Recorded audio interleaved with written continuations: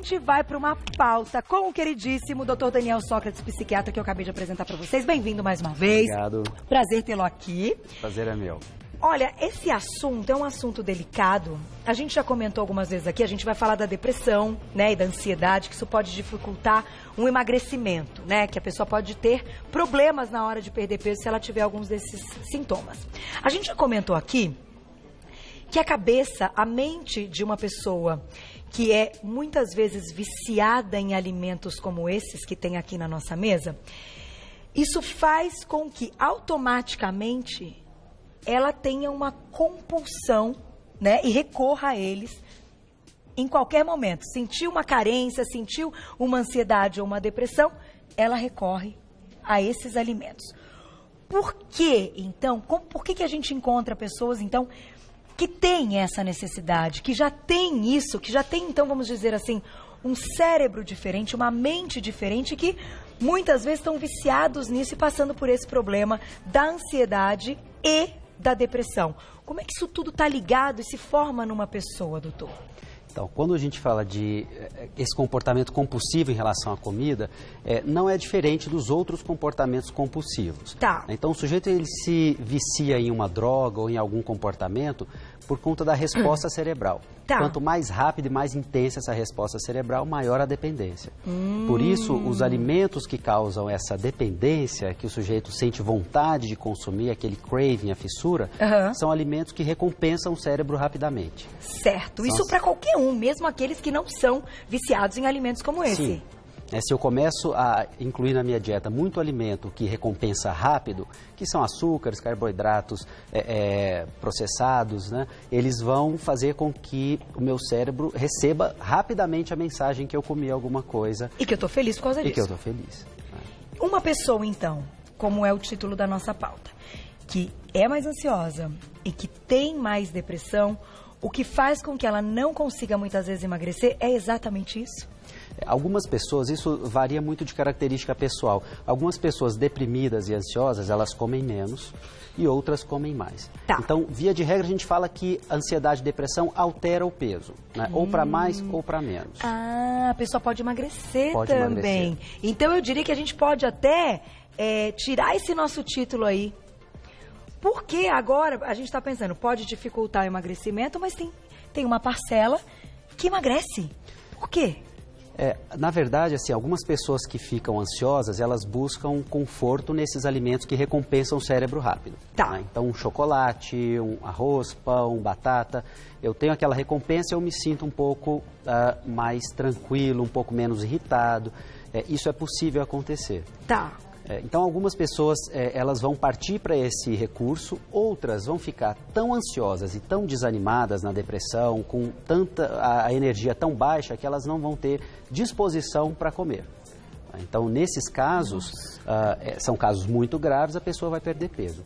Mas o mais comum é que tenha ganho de peso. O mais comum é que aumente o peso. Sim. Então, a gente pode colocar que ansiedade e depressão levam o indivíduo a ganhar peso. Leva. Vamos colocar um vídeo que a gente tem. Tá aí o vídeo, temos um vídeo que ilustra um pouquinho esse lance até da dependência aí nesses alimentos. Vamos lá. Soltar as imagens, fique à vontade, doutor.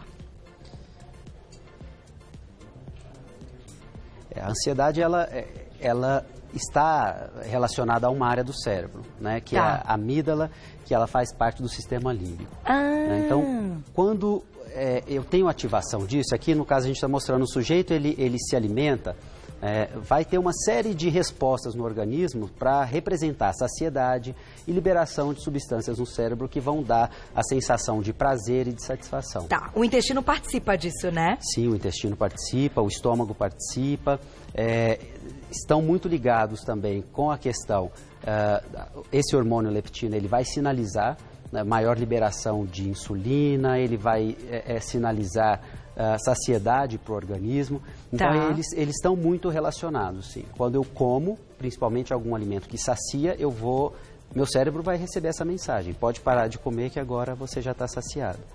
Certo, e isso está relacionado à ansiedade e depressão? A pessoa mais ansiosa Tem algum erro nessa comunicação desses hormônios, muitas vezes? No estado de ansiedade e de estresse elevado, nós temos a liberação de um outro hormônio, que é o cortisol. É o cortisol que ele sempre aparece como vilão da questão de perda de peso, de manutenção de sono. É um hormônio muito importante para o corpo. Ele deveria ser liberado em alta intensidade quando eu estou numa situação de perigo. Sim. Então, se eu tenho uma situação que me deixa com medo, me deixa ansioso, aumenta cortisol. Tá. Até aí tudo bem, porque ele aumenta o açúcar no sangue para eu poder correr desse perigo. Que era o que acontecia na época paleo, né? Isso. Mas, atualmente, ele vem de outra forma. Ele vem de outra forma. Eu posso estar num estado crônico de estresse ou de ansiedade que o meu corpo, ele sente que eu estou em perigo. Então, ele libera cortisol. Uma vez o nível de cortisol aumentado no sangue, eu vou ter várias complicações. Tá. Uma delas é ganho de peso, ganho de gordura e perda de massa magra. Então, isso está diretamente relacionado com esse nível de hormônio. Quando ele está alto no sangue, nessa liberação. Vamos colocar a perguntinha do público e já a gente continua falando nisso, hein? Olha lá. A Marina, beijo, obrigada. Quando me sinto deprimida, sinto mais vontade de comer alimentos doces. O que esse carboidrato faz pra gente, doutor? Então, na verdade, é aquela recompensa rápida que nós falamos. Todos eles, né? O açúcar e esses carboidratos brancos, né, que a gente fala, eles liberam açúcar muito rápido no sangue. Então, rapidamente eu tenho a recompensa lá no cérebro de que aquilo que eu comi me satisfez e que me deu prazer. Então, causa um circuito no cérebro que ele aprende a usar esse circuito sempre que ele precisa. É uma coisa assim, é meio vício mesmo? Viciou? Pode se chamar de vício. Tá. Agora, o que uma paciente, uma pessoa que tem essa necessidade, ou que tem passado por isso, está fazendo um tratamento até com um psiquiatra para depressão, pode fazer paralelamente para não engordar ou para conseguir emagrecer se ela precisa? Primeiro precisa se diagnosticar se há um quadro depressivo ou ansioso, porque se houver, esse quadro precisa ser adequadamente tratado. Tá. Então, tem um mito também que as medicações psiquiátricas fazem ganhar peso, que ele não procede. Muitas dessas medicações que a gente usa, elas ajudam na perda de peso, ou elas tiram esse craving, essa fissura por doce ou por carboidrato. Então, ela precisa tratar esse quadro de base, seja a ansiedade, seja a depressão. Tá. Em associação a isso, a velha e boa atividade física, né, sempre recomendada. Qualquer especialidade de médico que vir aqui vai falar para você que a atividade física ela faz bem, sim. Ela ativa também circuitos no cérebro de recompensa. Então, o sujeito ele passa a ter prazer na atividade física, diminui a necessidade desse prazer pela comida. Então, de certa forma, ela precisa aprender a ter um controle que pode, assim, isso pode vir de um medicamento por um período determinado, que é o médico que vai determinar, e ela deve colocar atividade física. Caso esteja num grau muito, muito grande, é necessário que tenha aí uma multidisciplinaridade, podemos dizer assim, que sejam muitos profissionais envolvidos com essa pessoa. Por quê? Agora me veio isso na cabeça. Uma depressão ou uma ansiedade com esse ganho de peso, ela pode desenvolver um transtorno alimentar? Isso tudo está ligado? Os transtornos alimentares, eles independem um pouco aqui nessa situação de o sujeito ter ansiedade primeiro ou depressão primeiro. Tá. Mas é um grande problema psiquiátrico, o transtorno alimentar, muito difícil de ser tratado, e ele pode aparecer em populações de várias idades, ambos os sexos, é um transtorno que merece muita atenção, tem uma alta taxa de mortalidade. Né? Então, precisa estar atento. Agora, ser diagnosticado e estar numa equipe multidisciplinar seria o tratamento padrão ouro, que a gente chama, né? O melhor que existe. Uma nutricionista, uma psicóloga, um nutrólogo, um psiquiatra. Quanto mais profissionais trazendo a sua expertise para esse tratamento, melhor seria. Mas para alguém que está assistindo a gente agora, que se identificou com o assunto, o que é considerado já um grau que existe uma patologia, existe uma doença, existe uma depressão, existe uma ansiedade? Quando ela faz isso mais de uma vez na semana, com muita frequência? Na verdade, nós não vamos focar na questão da compulsão alimentar especificamente. Tá. Nós vamos focar nos sintomas de ansiedade. Tá.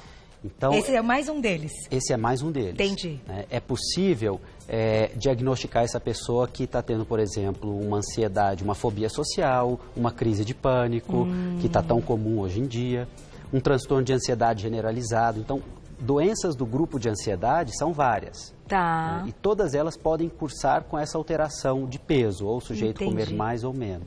Então, gente, essa história aqui toda que está ilustrada e da parte alimentar, que muitas vezes é a parte que a gente se identifica, nada mais é do que mais um fator que faz parte do diagnóstico desses problemas. Isso. O que você diria, para a gente fechar, o que é o primeiro, a primeira demonstração de uma pessoa que está com depressão? Como A depressão, é que começa? ela tem algumas características são a tristeza, né? Então, isolamento social, crises de choro, desânimo para fazer as atividades rotineiras, diminuição do prazer. Então, o sujeito antes gostava de assistir um programa de televisão específico, ou jogar futebol, ou gostava de conversar com os amigos, isso começa a perder o prazer. E tem muita gente que desconsidera uma característica importante, que é a irritabilidade. Tá. Estamos acostumados a ver o sujeito deprimido triste, chorando no quarto, sem querer muito contato. Mas também tem aquele que se deprime e fica irritado. Então, irritabilidade também pode ser sintoma de depressão. Sintoma. Olha, eu sei que, depois a gente conversar algumas vezes a respeito desses assuntos, do carboidrato e desse vício, né, desse descontrole que muita gente tem, e até da depressão e da ansiedade, que são grandes problemas do século, né? E não é frescura, gente, é doença. Então, se você estiver perto de alguém que você está notando que está mudando, procure ajuda, né, doutora? Sim. É isso que eu acho que a gente pode dizer. Porque não é frescura, tem gente que acha que é frescura. Ainda tem um pouco desse preconceito. Não é? Sim. Eu já ouvi isso. Não sei quem tá. Ai, mas frescura, já passa. Poxa vida, e a pessoa ali precisando de um auxílio, de um carinho. Com um grau de sofrimento muito grande. Muito grande. Olha, quem quiser saber mais, o doutor Daniel Sócrates tem um site, que é o www.doutorabreviado.danielsocrates.com.br www.doutorabreviado.danielsocrates.com.br e o Insta, @doutor também abreviado, Daniel Sócrates. Lá você já encontra todo o trabalho dele. Tire dúvidas, procure ajuda e, por favor, depressão não é frescura.